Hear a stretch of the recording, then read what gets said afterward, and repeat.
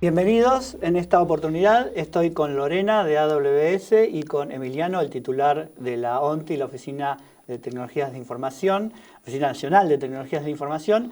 Y en este caso vamos a aprovechar que tenemos a gente del sector privado y del sector público para hablar de distintas cuestiones vinculadas a los servicios de nube. Pero primero, antes de empezar a charlar, quisiera que se presenten. Lorena. Dale, bueno, gracias. Yo soy Lorena Sicker, lidero el segmento de sector público en AWS para Conosur. ¿Qué significa esto? Mi equipo básicamente se encarga de acompañar a todas las instituciones de gobierno, al mundo de la salud, de la educación, de las organizaciones sin fines de lucro, en su camino de transformación o de digitalización, tanto tecnológica como cultural, de procesos y demás. O sea, es un acompañamiento integral, no solamente adopción de tecnología. Sí, porque realmente identificamos que la primera barrera o lo más importante para trabajar en cualquier transformación es la cultura de las organizaciones. Entonces, trabajamos mucho con foco en eso, en entrenamiento, en identificar cuáles son las habilidades que pueden faltar en un equipo para liderar esa transformación y demás. Y la verdad es que es una práctica que tenemos en todo el mundo. Yo lidero lo que es Argentina, Chile, Uruguay y Paraguay, pero tenemos buenos aprendizajes nuestros y de nuestros clientes que a su vez nos sirven para ir replicando en el resto de las organizaciones y de los países. Muy bien, buenísimo. Emiliano. Bueno, como bien dijiste, soy el titular de la Oficina Nacional de Tecnologías de la Información. Tal vez para explicarlo de manera más condensada, como órgano rector en materia tecnológica de todo el Estado Nacional, lo que hacemos es intervenir en cualquier proceso que involucre la contratación de tecnología por parte del Estado y también como órgano rector, estar a cargo de los lineamientos y estrategias y estándares bajo los cuales consideramos que las contrataciones son más seguras, más responsables, más interoperables. En consecuencia, tratar de que las contrataciones que haga el Estado en materia tecnológica salgan lo mejor posible, ¿no? Esa sería un poco la tarea que llevamos adelante. Bien, y creo que es como complementario con lo que contaba recién Lorena, porque nosotros también, digo nosotros porque yo pertenezco a la ONTI, asesoramos a los organismos y acompañamos para que no solo sea una contratación tecnológica, sino que realmente esa tecnología sea usada, sea adoptada y cambie, digamos, transforme la manera de trabajar de las personas dentro del Estado, ¿no? Totalmente, la ONTI tiene un equipo técnico muy sofisticado, muy robusto, que se especializa en distintas áreas dentro de lo que se considera el ecosistema tecnológico. Y bueno, en lo que nos convoca la nube en particular, bueno, hacemos un trabajo importante en estar alineados con los estándares éticos, normativos y tecnológicos que nos permitan comprender la tecnología, que le permitan al Estado comprender la tecnología y una vez que uno la comprende puede llevar adelante proyectos de la mejor manera posible, ¿no? Proyectos consolidados y al nivel que amerita. Sí, sobre todo la sostenibilidad de los proyectos, ¿no? Eso que es tan difícil es un desafío también para nosotros en el Estado. Me imagino que en el sector privado pasará de alguna otra manera también. Bueno, voy a empezar, me organicé la charla con algo que se hace mucho en mi expertise, que es la parte de creatividad, que es los mitos, ¿no? Desmitificar cosas. Así que me interesa tener la mirada de cada uno de ustedes, empiece el que quiere. Voy a empezar con un mito que está relacionado con el tema de los datos y la ubicación, la parte geográfica de los datos. Y el mito dice así: si los datos están físicamente en mi país, están automáticamente más seguros. Eso es lo que dice el mito y bueno, cualquiera arranque. Tal vez tomo la palabra desde la parte, ¿no?, de regulatoria. Acá hay que distinguir entre lo que uno entiende por soberanía geográfica, esto es que la información esté alojada en un centro de datos dentro de la Argentina, y lo que uno entiende que es soberanía jurisdiccional o soberanía normativa, que significa que los estándares de la jurisdicción en donde se encuentra esa información está alineado con los estándares del país de origen, ¿no?, del país emisor, generador de esa información. Entonces, creo que parte de comprender esta tecnología y los alcances de esta tecnología es también romper un poco con ese mito de que si no tengo los datos en el fondo de mi casa dentro de un centro de datos, no son seguros y que cualquiera puede venir a acceder a esa información y en consecuencia disponer de esos datos de manera ilegal, ¿no? Entonces creo que distinguir entre lo que uno entiende por soberanía geográfica y soberanía normativa y jurisdiccional nos va a permitir comprender que esta tecnología es transfronteriza, ¿no? En algún punto. Entonces creo que es un puntapié para... Y que de alguna manera está relacionado, ¿no? Bueno, yo me imagino el paradigma más de lo geográfico viene de cuando teníamos todos nuestros datos del on-premise, ¿no? De instalarlos en nuestros propios data centers, pero también la normativa está relacionada de alguna manera con lo geográfico, porque de alguna manera se establecen sitios desde las normativas, en función de las normativas, que sí son seguros o sitios Totalmente, no seguros. totalmente. Nosotros tenemos la disposición 60 del año 2016 de la Dirección Nacional de Protección de Datos Personales, que lo que hace es regular lo que es la transferencia internacional de los datos o de la información. ¿Qué se entiende por transferencia internacional? Bueno, cualquier dato que esté alojado en una nube fuera del país requiere ese viaje, ¿no? Esa transferencia desde acá hacia el lugar donde están alojados. Entonces, esa normativa que ya tiene 10 años, con lo que implica, ¿no? Cualquier normativa que trate de abarcar tecnología con ese plazo de vigencia. No estábamos ni nosotros acá. No estaban ustedes. Claro, es como la prehistoria hablar de 10 años de ustedes. tecnología. Lo que hace es definir cuáles son los países y las jurisdicciones que se consideran adecuadas con un nivel de protección idéntico o superior al de nuestro país. Pero al hablar del año en el que fue sancionado, uno puede hacerse la pregunta, ¿no estamos desactualizados en términos de qué jurisdicciones son seguras? Y tal vez para tirar un puntapié con esto, es para la normativa, todos los países comprendidos en la Unión Europea son considerados países adecuados y seguros. Pero hay muchos países que están ajustados a la normativa europea, GDPR, pero no son considerados por defecto seguros, con lo cual creo que ahí habría que hacer, por carácter transitivo, empezar a incorporar muchas jurisdicciones y países que hoy están a la altura, con niveles idénticos o incluso superiores que los de nuestro país. Bien, y que eso tampoco significa o invalida poder usar la nube independientemente de eso, ¿no? Sino que en el caso de que no esté dentro de la disposición esta 60, tendrías que hacer lo que se llama DPA, que es Data Privacy Addendum, para transferir los datos, por ejemplo, a Estados Unidos. Y entiendo que Argentina es el único país de la región que todavía está considerando esto de los países adecuados o no. Entonces, esto es un mecanismo que tienen distintos clientes que tienen ustedes para poder acomodarse cuando la normativa no cubre, ¿cómo es una especie de compensación? O por preferencia. Okay. AWS en el mundo tiene 37 regiones, ¿tá? Y 117 zonas de disponibilidad. ¿Qué significa una región? Una región de AWS, para dar un poco de idea, no es un data center, son por lo menos 3 zonas de disponibilidad, 3 data centers separados por aproximadamente hasta 100 kilómetros uno del otro, justamente para que haya redundancia, para que haya seguridad, para prevenir en casos de desastres naturales, de cortes de electricidad o lo que fuere. Los clientes de AWS eligen a dónde quieren poner sus datos. Ese es el eso no lo vamos a decir nosotros, lo elige cada uno, si un cliente público o un cliente privado, o por preferencia, o por necesidad, o por el proyecto que está corriendo. Hay algunas regiones, por ahí vos decís, bueno, yo quiero localizar mis datos en Canadá, pero quizás Canadá para esto tiene una latencia que no te sirve. Entonces, ahí entra la evaluación tecnológica de qué realmente vos necesitas hacer. ¿Cuál es el proyecto que estás corriendo? ¿Qué tenés que medir y qué tenés que evaluar? ¿Necesitas priorizar latencia? ¿Necesitas priorizar localización? ¿Necesitas priorizar costos? No todo cuesta lo mismo. ¿Qué servicios necesitas usar? No todas las regiones tienen exactamente los mismos servicios. Entonces, ahí es donde entra esto de la educación y de realmente entender y también recibir el asesoramiento, por supuesto, nuestro y de nuestros partners en entender cuál es la mejor configuración o la mejor arquitectura.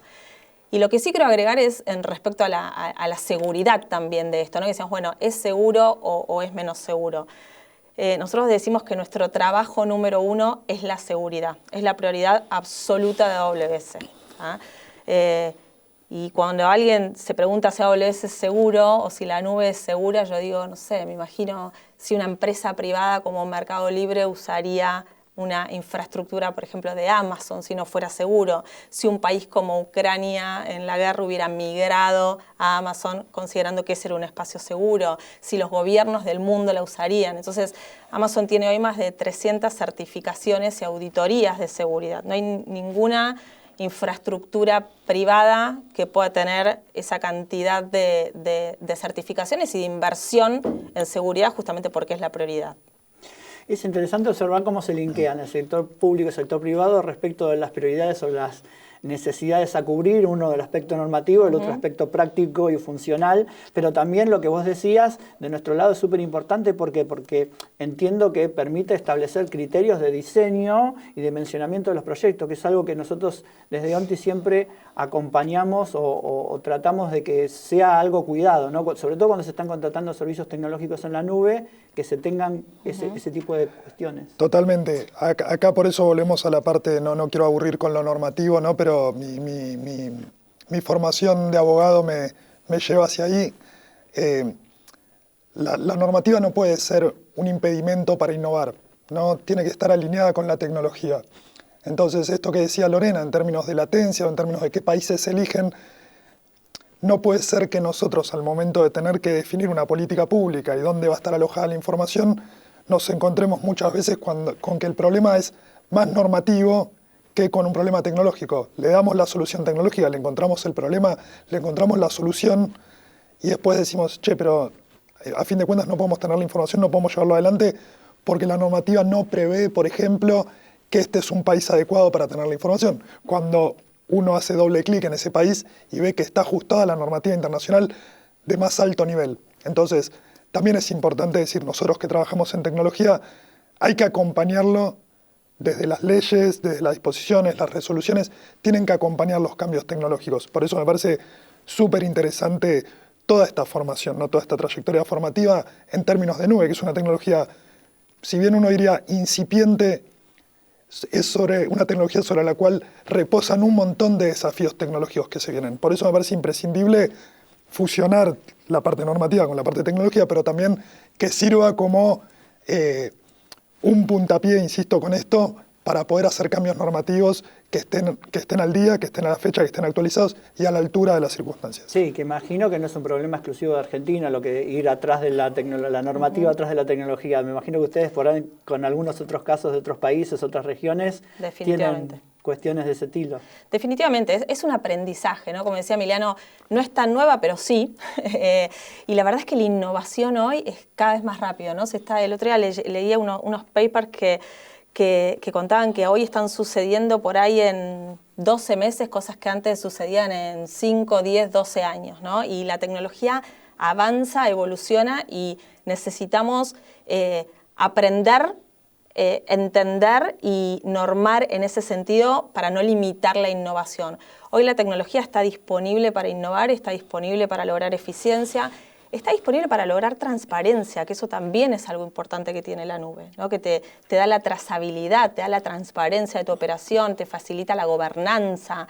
Entonces, todo esto en definitiva es en pos de esta seguridad de la que hablamos, que es tan importante, sobre todo en el sector público, bueno, en el privado también. Tomo algo que dijiste que me parece importante también, vos que hablabas de los mitos, ¿no? Muchas veces se habla de que la regulación va en detrimento de la innovación. Mi posición al respecto, y tiendo a creer que la posición que uno debería tomar frente a esto es que la mala regulación va en detrimento de la innovación, ¿no? Es la mala regulación, o la sobreregulación, o la falta de regulación. Pero también entender que cuando uno no regula de ninguna manera, es tan grave como cuando sobreregula y trata de abarcar todas las aristas que tiene esa tecnología. ¿Por qué?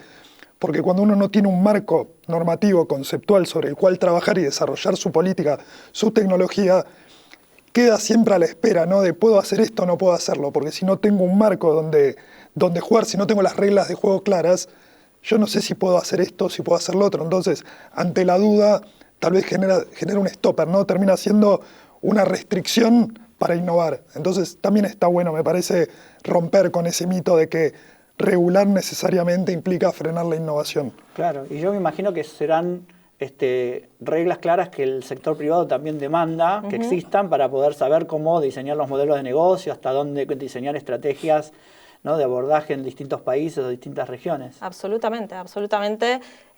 Hoy la verdad es que el mundo está cada vez más globalizado, las empresas operan, inclusive en el mundo privado también, de una manera regional y necesitan acordar sus operaciones a eso también. Entonces, la nube hoy lo que les ofrece también es eso, es decir, bueno, yo puedo tener escalabilidad, puedo innovar más rápido, puedo probar, puedo fallar rápido, inclusive si algo no funciona, pero bueno, el contexto tiene que estar adecuado a eso para no trabar la innovación tampoco en las empresas, por supuesto. Sí, se hablaba de los diseños de organizaciones por ahí, de interoperabilidad normativa, ¿no? Del framework que sean compatibles, porque como decía Emi, la tecnología es como transfronteriza, entonces también es bueno que los marcos normativos interoperen. Y bueno, sí, perdón, Hernán, que te interrumpa, digo, y sí también entender, y esto está bueno, que por eso está Lorena y estoy yo como representantes de distintos, las dos caras, entender que son las dos caras de una misma moneda, me parece, ¿no? Que para poder sacar una regulación de calidad y para poder también interpretar las nuevas tecnologías desde el sector público,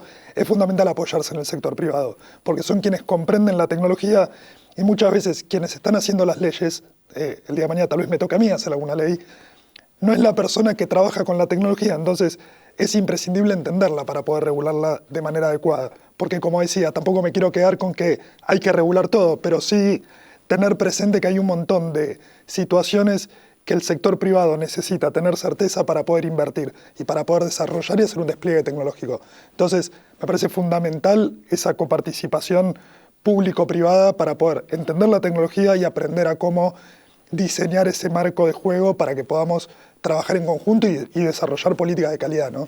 Sí, y además una tendencia internacional, ¿no? El uso de sandboxes regulatorios como para que no quede en un burócrata dentro de una oficina que dicta cosas sin entender la realidad, sino salir al campo, establecer esta comunicación que vos decís entre público y privado y construir esa regulación en función de lo que funciona y lo que permite innovar y digamos, y satisfacer las necesidades de los dos lados. Sí. Pero, sí. E inspirarse también en casos que ya existen, ¿no? Claro. Nosotros decimos, los gobiernos no compiten, los gobiernos colaboran. Entonces también, sí, ¿esto es algo que solo sucede en Argentina? No, lo cierto es que es un camino de aprendizaje que muchos países, o todos te diría todos, creo yo, pasaron por esto, las empresas, todos pasamos por caminos de aprendizaje y procesos en cualquier proceso de innovación.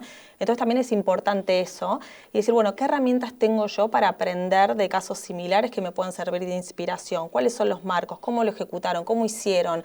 ¿En qué se equivocaron? ¿O qué tuvieron que revisar? Hay países que quizás hay procesos donde ya lo revisaron por cuarta o quinta vez. Bueno, ¿por qué vamos a empezar por el nivel 1 si tenemos la ventaja de que ya alguien lo revisó 4 veces? Claro, y por ahí sirve de inspiración y lo vas adaptando a tu propio mercado o a tu propio país. Sí, total. Procesos de innovación abierta. Claro.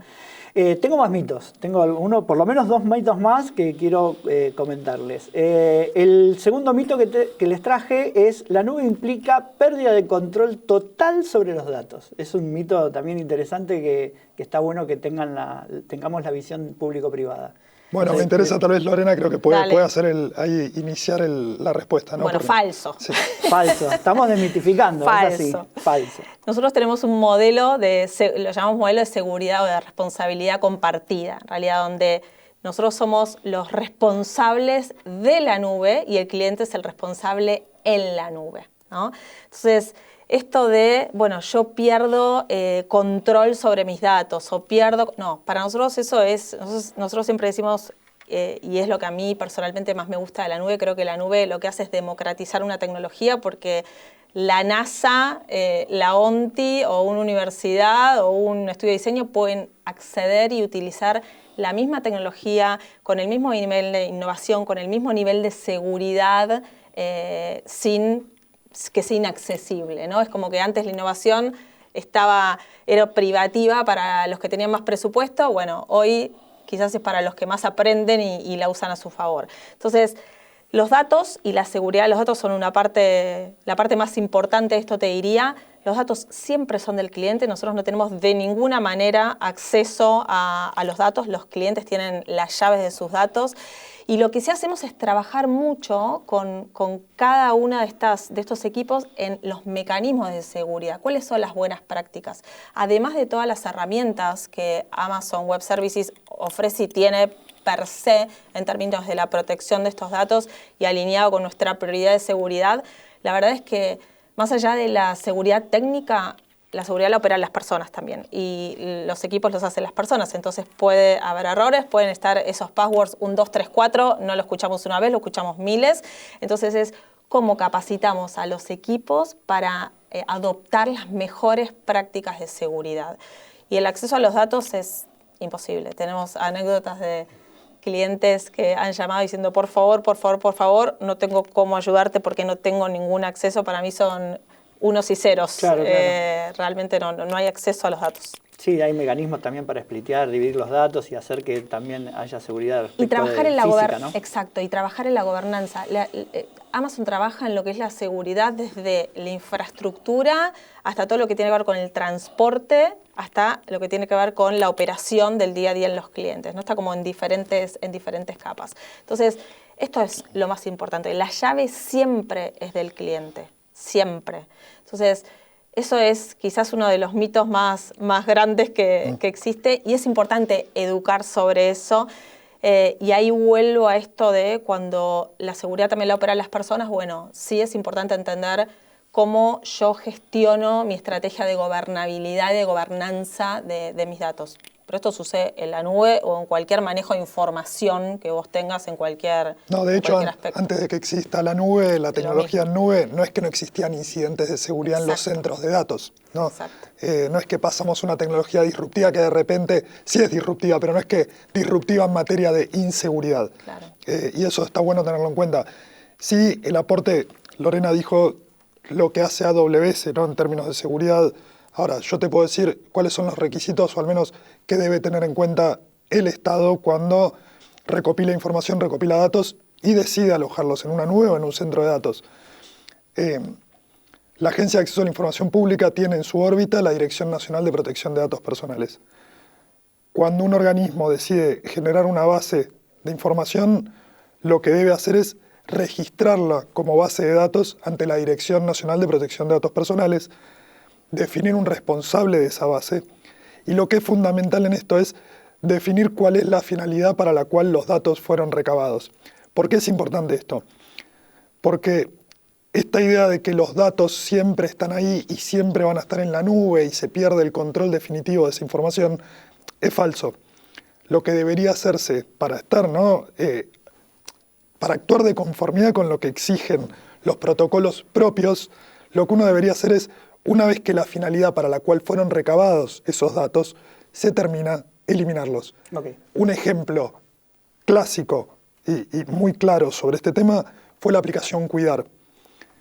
En plena pandemia tuvimos que salir a dar respuesta asistidos por AWS también, ¿no?, en esa instancia de emergencia. Y una vez que los datos relativos a la salud, relativos a la vacunación, relativos a los permisos de circulación de las personas dejaron de ser necesarios, lo que hicimos fue, en cumplimiento con la ley, así como habíamos registrado la base de datos, fue eliminarla. ¿Cuál es el problema? El problema, hablo ya algo más banal, ¿no?, pero nos hacían pedidos de información de quiero saber cuántos certificados de circulación tenía Emiliano al momento. Ya está, los eliminamos. No era necesario, ya no es necesario. Entonces, también romper como ese pequeño mito de que una vez que se carga esa información, queda ahí para siempre. Si uno actúa de manera seria y responsable, teniendo en cuenta que son personas, ¿no?, las que impulsan todo esto, si uno quiere cumplir con la normativa, debería registrarla y una vez que termina su finalidad, destruirla. Y también hay casos donde existe la anonimización de los datos, ¿no? Vos no necesitas necesariamente saber que María Lorena Sicker, no, vos necesitas saber que es una mujer que vive en esta zona o que tiene estas características, no es. Entonces, también existe eso, pero esas también son estrategias y eso también tiene que ver con entender cuáles son las herramientas con las que uno cuenta, cuál es el propósito de la innovación, cuál es el proyecto que yo voy a liderar y demás, y tiene que ver con esto, ¿no? Con aprender qué significa seguridad, con aprender cuáles son las herramientas que tenés y qué es lo que está disponible y cómo cumplís con la ley, básicamente. Claro, me pareció interesante un concepto muy claro que dijiste que es que marca de alguna manera el rol de cada actor, ¿no? De seguridad en la nube y seguridad de la nube, ¿no? Porque eso también nos da a nosotros del sector público el diseño y el dimensionamiento para saber cómo planificar o hasta dónde llega mi proveedor de nube y hasta dónde tenemos que nosotros ocuparnos de la seguridad. Bueno, creo que ahí Lorena tiene claro cuál es el modelo de negocios en términos de seguridad. Si nosotros, como Estado, lo que hacemos es tratar de trabajar con proveedores de nube que puedan garantizar que tienen medidas de seguridad adecuadas, suficientes, que están cumplimentados con los estándares más altos a nivel internacional. Y esto que comentaba Lorena, replicar la experiencia de países que trabajan bien con esto, ¿no? Si hay países que tienen años y años de estudio y desarrollo de esta tecnología y que han aprendido a cómo condensar la innovación tecnológica con el desarrollo normativo, bueno, también usarlos de modelo, ¿no? Tratar de tomar y receptar esos ejemplos de éxito y tratar de traerlos para nuestro lado, que, vuelvo a decir, hay una oportunidad muy grande para la Argentina, hay una oportunidad muy grande para el sector privado y para el sector público de generar esa sinergia de trabajo. Entonces, aprovechar los casos de éxito y apoyarse en empresas de confianza, que son garantía en materia de seguridad de la información, creo que es fundamental. Bien, y ya creo que por lo que hablamos, el tercer mito que les traje, que es eliminar un dato en la nube es imposible, ya más o menos está contestado. ¿O alguien quiere agregar algo respecto de eso? O sea, no sé si romper el mito diciendo no es imposible, pero en definitiva volvemos a lo del principio. No dejan de ser personas las que están detrás de la recopilación de la información, de la decisión de destruir la información, de la decisión de dónde está alojada la información. Entonces, en definitiva, la respuesta sería, si uno quiere eliminar los datos y actuar responsablemente, puede hacerlo, ¿no? Creo que... Y vos sos el dueño de los datos. Creo que vuelvo a lo mismo, es el dueño de los datos es la empresa, la persona o quien está utilizando eso, no es AWS. Bien, fantástico. Estaba anotando cosas para no olvidarme y quería retomar algo que vos habías hablado respecto de confiar en las empresas o asegurarnos de que las empresas que brindan el servicio de la nube sean seguras. Pero nosotros como Estado, además de hacer eso, tenemos que, guardar el principio de concurrencia, es decir, darle participación a todos los jugadores. Entonces, sé que estamos en proceso de elaboración de un acuerdo marco de nube, donde busca juntar estas dos cosas que por a veces tienen como hay que darle una solución de compromiso. Contanos un poco. Está buenísimo esto que decís, me parece que está bueno para atar todo lo que venimos hablando. Obviamente acá nos convoca y participa Lorena en representación de AWS, pero no hablamos solo de Lorena y de AWS, porque incluso creo que a AWS también le interesa que haya una concientización sobre el uso seguro y responsable de la nube. Estamos trabajando en un acuerdo marco con la Oficina Nacional de Contrataciones y junto al sector privado también. La idea es generar un acuerdo que permita garantizar que todos los proveedores que decidan subirse a ese acuerdo marco utilicen la nube de manera segura, responsable, adecuada, incluso dinamizar y volver más ágil los cambios entre una nube y la otra, ¿no? Cuando un usuario, o en este caso el Estado, quiere salirse de una nube e ir hacia otra, también generar, allanar el camino, si se quiere, para que eso sea de una forma mucho más dinámica, mucho más ágil y que le permita a los organismos no estar encerrados muchas veces, no solo dentro de la nube, sino dentro de una tecnología desconocida. Me parece que el acuerdo marco va a democratizar, sin duda, la posibilidad de que se contrate nube de una manera, insisto, responsable, segura, ágil y con mejores precios también, que no es menor. No nos convoca a hablar de plata, pero sí es importante decir que dado que los recursos son limitados, entender que si existe la posibilidad de condensar a todos los proveedores dentro de un gran acuerdo que garanticen determinados precios más accesibles y que se vuelva más competitivo el mercado, ganamos todos. Sí, también la transparencia, ¿no? Que como marcaba Lorena también respecto del uso de nube.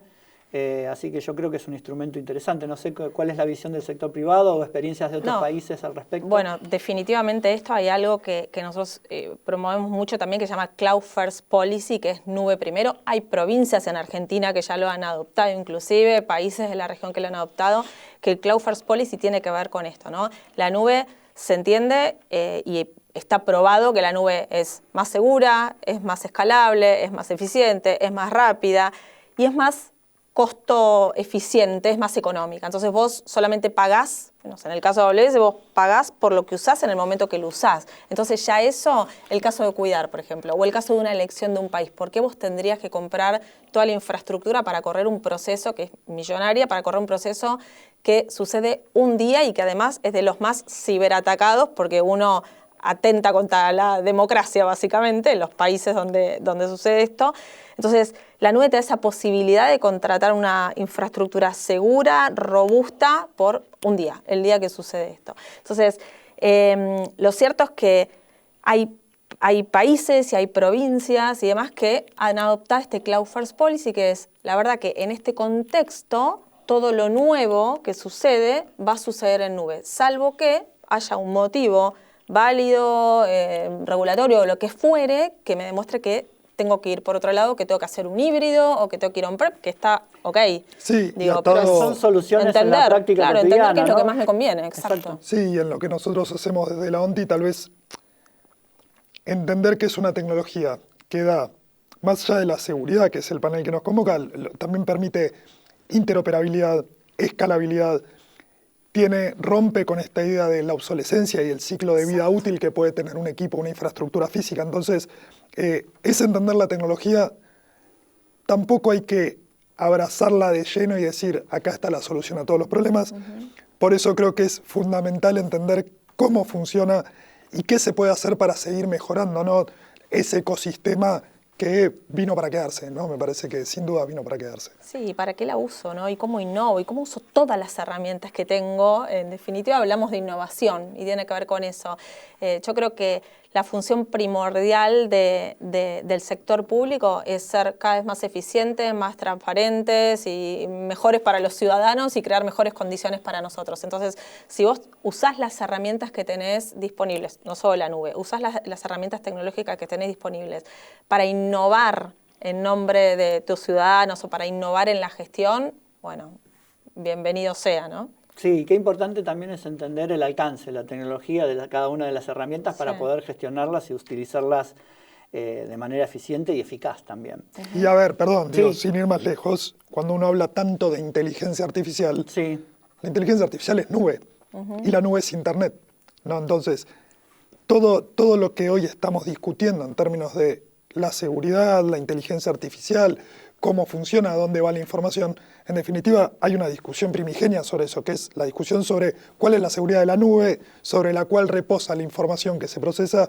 para utilizar la inteligencia artificial, ¿no? Entonces va muy, muy atado a todas las tecnologías que se están discutiendo hoy. Sí, la mayor parte del consumo de inteligencia artificial es a través de servicios. Pero me gustaría retomar un concepto que vos dijiste, Emiliano, que es el de abrazar la tecnología, que me disparó directamente el tema, uno de los temas que ya para ir cerrando, que es el lock-in, el efecto encierro, que es algo que también en la época que usábamos todos data centers o infraestructura propia, estaba a cargo de los fabricantes y uno como que se casaba con esas marcas y tenía un cierto ciclo de vida, entonces empezaba con esa y seguía con esa y seguía las reglas del juego.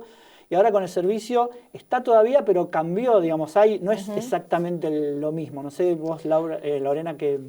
No hay ningún lock-in, digo, yo siempre digo, nosotros nos tienen que elegir todos los días, ¿no? Okay. Y eso no es un tema menor, el elegir todos los días. Por esto que te decía antes, vos no tenés un contrato donde vos decís, bueno, yo tengo que contratar y usar la nube del primero al 3 o lo que fuere. Digo, vos usás lo que necesitas para lo que necesitas, activás servicios, desactivás servicios y pagás por lo que vos usás. Entonces eso ya el concepto de lock-in lo elimina, que es justamente lo que estamos promoviendo. Es decir, bueno, la verdad es que hay que usar las cosas eficientemente. Y te digo más, hay una parte del equipo que se enfoca hasta en trabajar en la eficiencia, es hasta contranatural. Uno diría, pero ¿cómo? ¿Alguien se encarga de que el cliente gaste menos? Sí.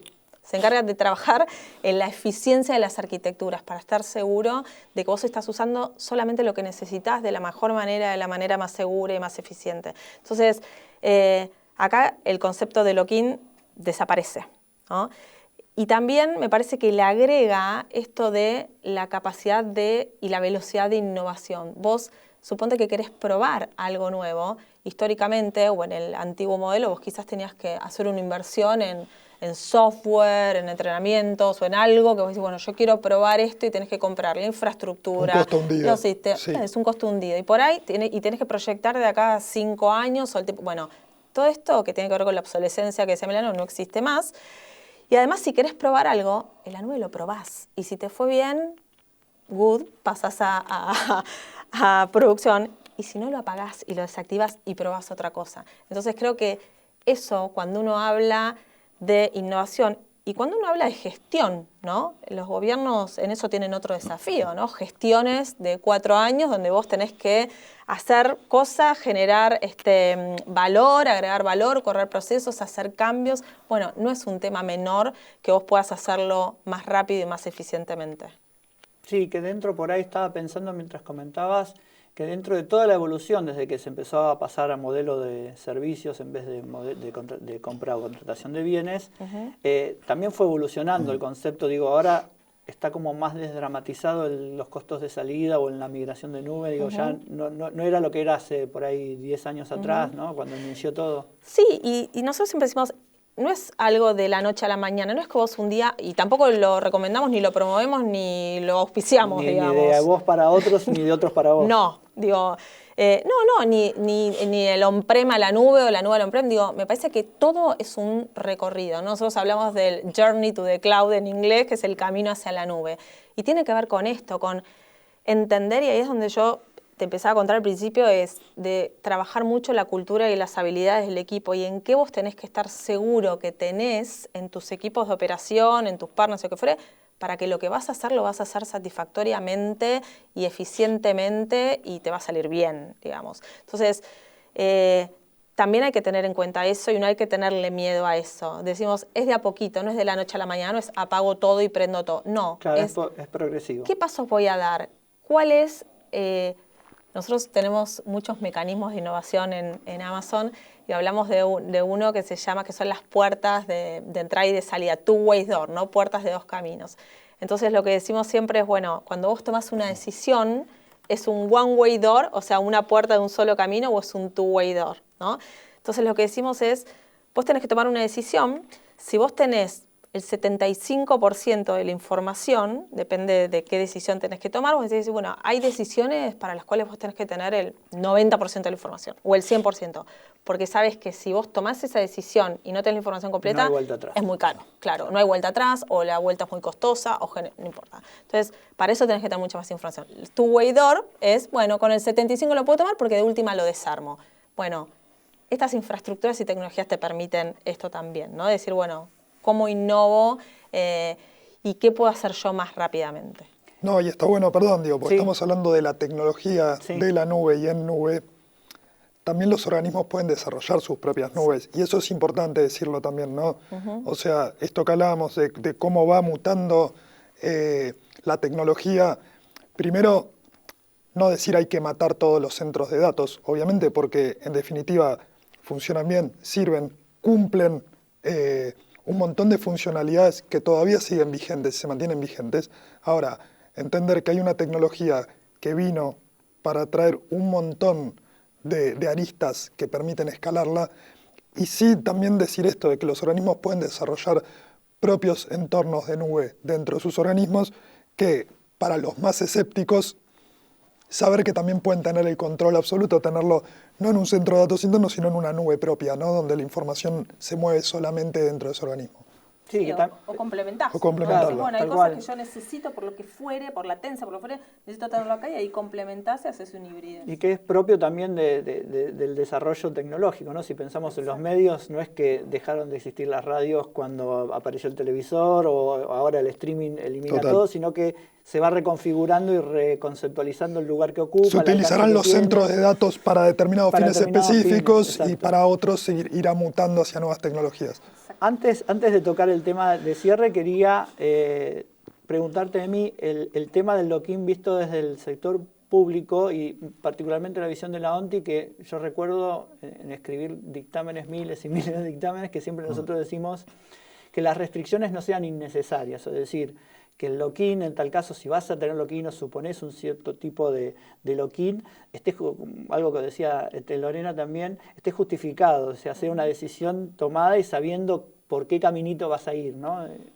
Totalmente, a ver, creo que por eso es importante el trabajo que hacemos en la ONTI, ¿no? De definir lineamientos y estándares que están ajustados al día, ¿no? A la fecha en términos de seguridad, responsabilidad, dimensionamiento, diseño de proyectos. Entonces, lo importante es saber que existen un montón de situaciones que se pueden dar en el momento en que uno decide avanzar con la contratación de nube, que tiene que tener previstas ex ante. Entonces, conocer la tecnología te permite no quedar encerrado dentro de la tecnología, porque una vez que uno la entiende, puede contratar de manera consciente, ¿no? Informada. Entonces, eso es lo que va a evitar los problemas, conocer la tecnología. Exacto, gestionar los riesgos. Bueno, ahora sí, para cerrar, me gustaría aprovechar que tenemos a Lorena y que nos cuente un poco cómo ve el panorama de adopción de nube. No sé si tenés la visión de la región o de Argentina o ambas, así que comentanos un poco. Bueno, está acelerando muchísimo en los últimos años. Argentina específicamente, yo tengo que decir que me encanta lo que está pasando en las provincias, ¿no? Uno siempre decía, Dios atiende en Buenos Aires. Bueno, nosotros venimos haciendo hace algunos años un trabajo muy importante acompañando a las provincias también. Hoy hay 19 provincias que están en alguna instancia utilizando los servicios de AWS y tal vez de otras nubes, pero que están haciendo ese camino de transformación y digitalización, que me parece que es lo más importante. Empezaron todos por lugares distintos, quizás, no sé, Jujuy migró el primer GDE a la nube, el sistema de gestión documental. Tierra del Fuego empezó con temas de educación, de un CRM, de desarrollo de talento. Hicimos una prueba de concepto para detección temprana de incendios, por ejemplo, porque tienen un tema con los incendios forestales. Córdoba es uno de los ejemplos regionales de innovación donde, bueno, empezaron por la ciudad y ahora están con la provincia. Entonces, cada uno empezó por un lugar distinto. Creo que en ese sentido Argentina se está convirtiendo un poco en un ejemplo en términos, siendo un país federal, en términos de lo que están pasando en las provincias.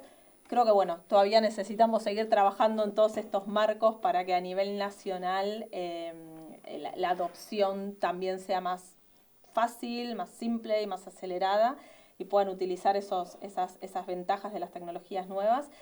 Y a nivel regional te diría, Chile siempre fue un gran precursor, si querés, en términos de adopción y transformación, Uruguay también, pero hay mucha colaboración y hay mucho que estamos haciendo en conjunto y que nosotros mismos tratamos como de ayudar y de facilitar y de generar ese espacio de colaboración, ¿no? Esto que decía y lo entendemos así, de los gobiernos no compiten, los gobiernos colaboran, y siempre estudiando mucho y entendiendo también, bueno, qué necesita cada país con sus propias particularidades. Bueno, no todos están en el mismo lugar, no todos tienen los mismos requisitos, las mismas regulaciones o las mismas necesidades o velocidad de adopción.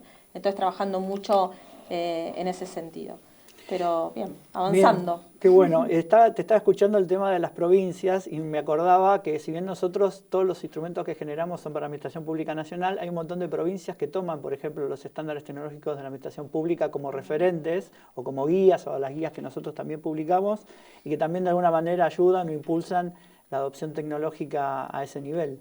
Sí, me parece que tal vez esto se puede condensar en esta idea de innovación consciente, ¿no? Innovación consciente, segura, responsable.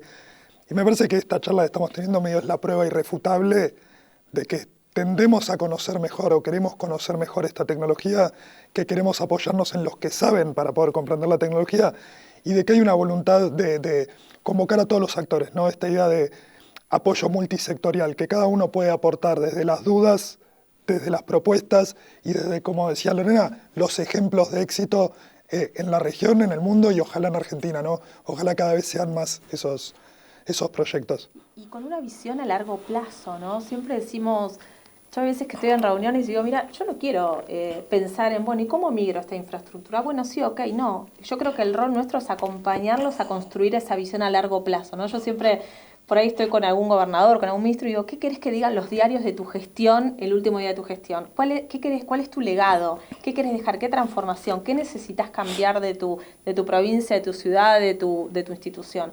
Entonces me parece que es trabajar en esa visión de largo plazo que contempla todo esto que te decía inicialmente. Es, bueno, visión de transformación en términos de adopción tecnológica, pero de impacto cultural, de retención también de los talentos y las personas, que es un tema que estuvimos hablando también de las dificultades que tiene, y de cómo vos pensás una Argentina más holísticamente, digo, ¿no? Decir, bueno, yo soy un ministerio, bueno, pero tengo que interactuar quizás con todas las provincias. Bueno, ¿y qué está pasando en las provincias? ¿Y cómo yo me alimento de eso? Y Y a veces me gusta ponerme o ponernos desde AWS en ese rol de decir, usame, ¿no? Hay cosas que estoy haciendo acá que seguramente te pueden servir para tomar una decisión acá y pensar de una manera mucho más completa la interoperabilidad del país. Que en definitiva creo que la palabra mágica es esa, es interoperabilidad. Que también tiene que ver con eficiencia y también tiene que ver con velocidad de adopción y también tiene que ver con costos. Sí, que es todo un desafío y que hace años estamos llevando o intentando llevar a cabo y bueno, es algo importante también para la integración de servicios. Lorena, Emiliano, un placer, muchas gracias por esta charla y nosotros nos vemos en otro panel. Gracias, Hernán, un placer. Gracias.